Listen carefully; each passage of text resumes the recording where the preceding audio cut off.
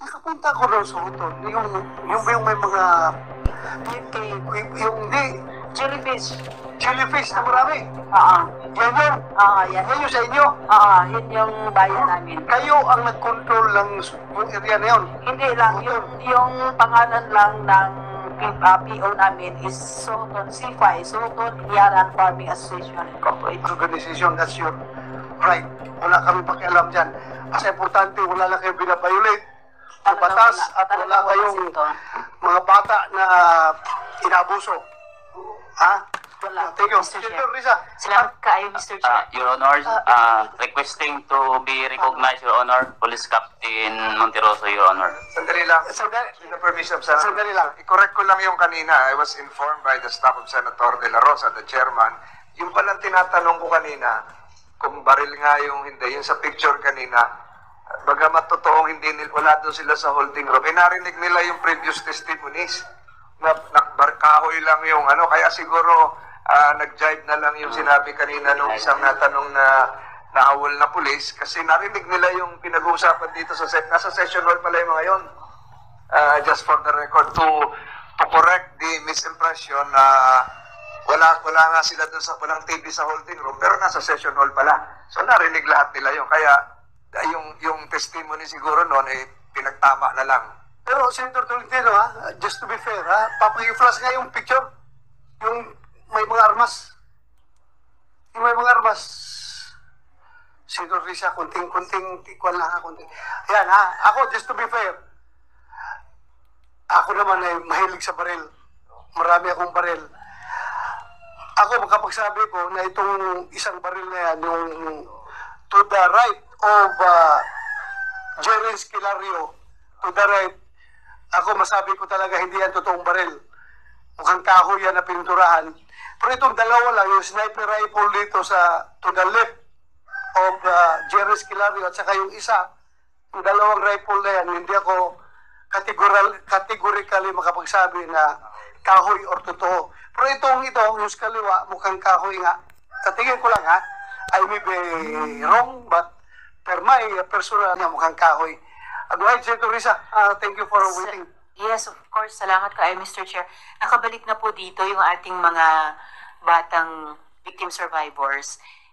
Follow-up question lang ako kay Elias Jane na sinabi mo sa amin na minsan pinarusahan ka, pinadal ka. So may grupo ng mga tao dito sa harap mo. Narinig ko kanina yung isang pangalan, nakita namin sa isang listahan. May grupo ng mga tao dito sa harap mo. Pag tinignan mo sila, makikita mo ba doon yung taong sinabi mong pinadal ka? Opo. Pwede mo bang ituro sa amin kung nandyan siya at sino? Yung nasa...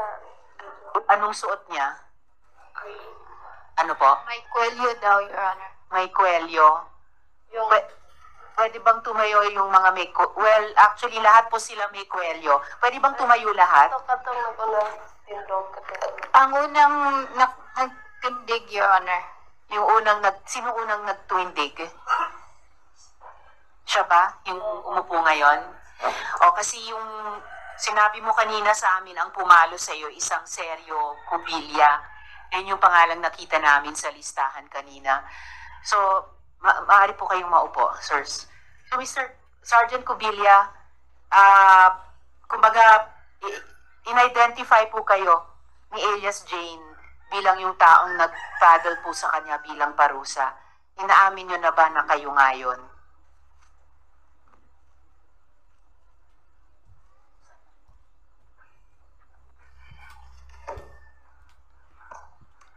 Magandang hapon po. Ako po si Sergio Cubillan at sinabi na sa kanya na ako daw ang nagpadel. Ang may sabi ko lang na base po sa ating batas na kung mayroon man mga ganito, kailangan ba na due process? Pero sa Sergeant, yes, sabi po nung simula nung hearing, sabi po ng chair, hindi po ito korte. Pero ito po ay komite ng Senado na gustong malaman ng katotohanan sa mga bagay-bagay. And syempre, yung pangunahing prinsipyong pinagbabatayan namin ay due process.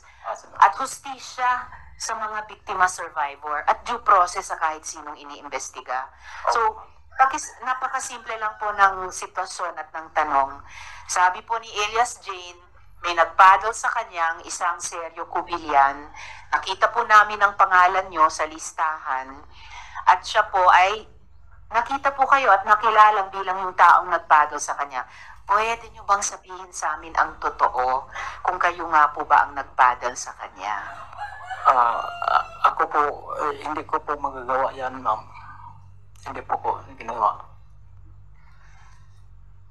Sige, salamat po. Mr. Chair, Mr. Chair. ang hirap po talaga, hindi po ito marireduce sa he said, she said lamang eh. Pero ang bigat po ng testimonya talaga ng mga bata. Yes, Mr. Chair. Quick introduction lang kay Senator Lisa. I have here a communication from DSWD, and after reading the communication, though addressed to me, but for another inquiry, I think this committee is complying with the requirements of Republic Act 10173, that congressional inquiries involving children should always involve strict measures to safeguard the child resource persons.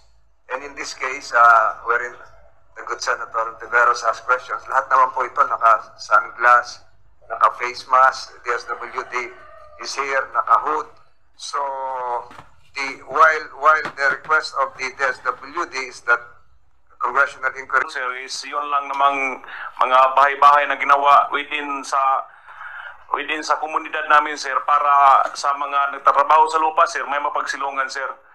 Tapos yung sinasabi ni attorney na nagbabantay, may mga tanim kami doon, sir, maraming mga predators, halimbawa nagtatanim kami ng mga pakwan, may mga predators man sinano, doon din nakatira, sir, temporarily, sir, para sila na yung magbantay, sila na yung magpano sa sir.